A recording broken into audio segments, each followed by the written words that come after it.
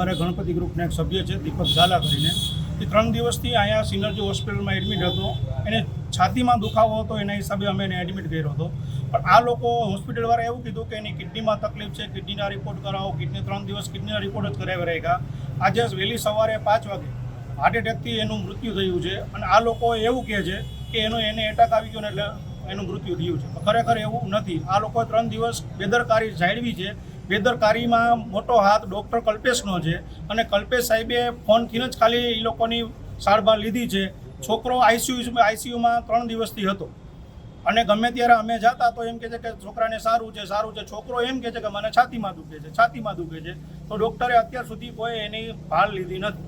આ એના બનાવી છે. હવે સાંજે 5 વાગે અમે એની પાસે હું ઊભો હતો આઈસીયુના બોર્ડે, ત્યારે મને એમ કીધું મને કે કુમાર મને માથામાં દુખે ને મને ડોકમાં દુખે. એ 6 વાગ્યા લગી અમારે બેન એ જ વાત હાલી હતી. 6 વાગે પછી એક ભાઈ આવીને એક ખાલી ટીકડી દઈ ગયા હતા.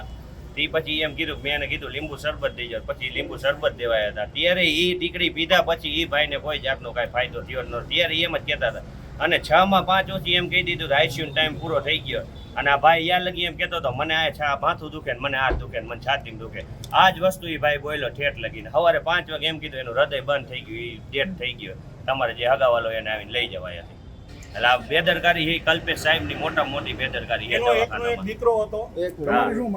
અમારી માંગ એ જ છે, જો એ મારો સાળો છે અને એક ને એક છે. એની પાછળ કોઈ કમાવાવાળું ભાઈ છે નહીં.